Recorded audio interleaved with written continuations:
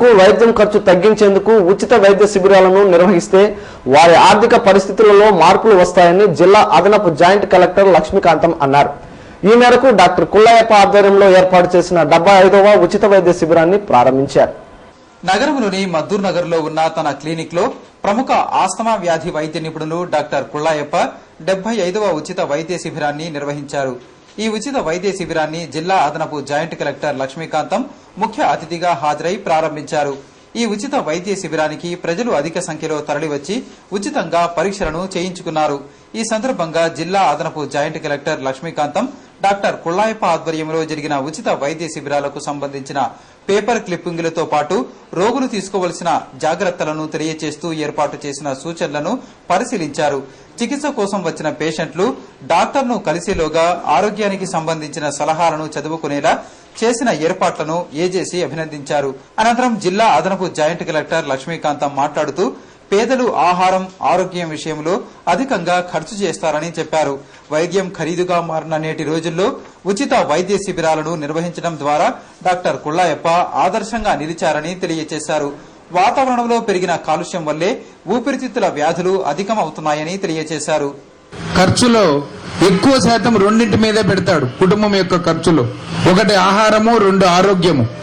కాబట్టి ఈ రెండింటి మీద గాని ఖర్చు తగ్గించుకోగలిగితే పేదవాడు తప్పనిసరిగా పేదరికం నుంచి బయటపడతాడు.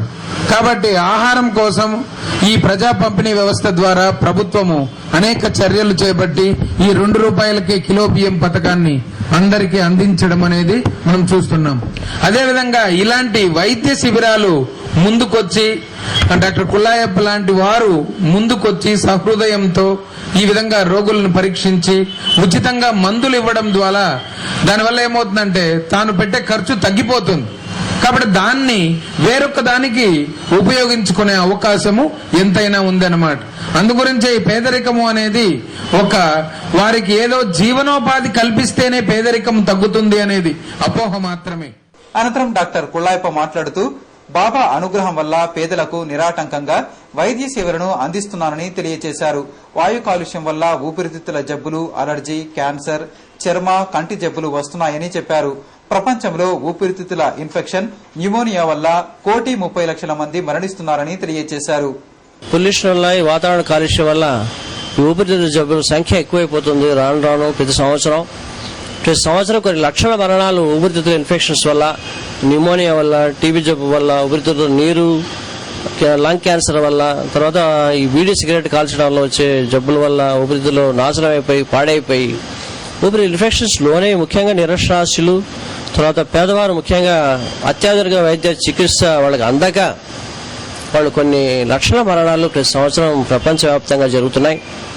ఇది దృష్టిలో ఉంచుకొని ఈ ఊపిరితిత్తుల ఇన్ఫెక్షన్స్కి ముఖ్యంగా టీబీ జబ్బు కానివ్వండి, ఆస్మా జబ్బు కానివ్వండి ఉచితంగా మందులు ఇవ్వాలనే లక్ష్యంతో, దైవ సంకల్పంతో ఈ కార్యక్రమం మందుల కంపెనీ వాళ్ళ సహకారం తీసుకొని వాళ్లకు ఈ మందులు ఉచితంగా పంపిణీ చేస్తున్నాం. వైద్య శిబిరంలో పేషెంట్లకు ఊపిరితిత్తుల సామర్థ్యం తెలిపే స్పైరోమీటర్ పరీక్షలు నిర్వహించి అనంతరం రోగులకు మందులను పంపిణీ చేశారు. ప్రభుత్వం జారీ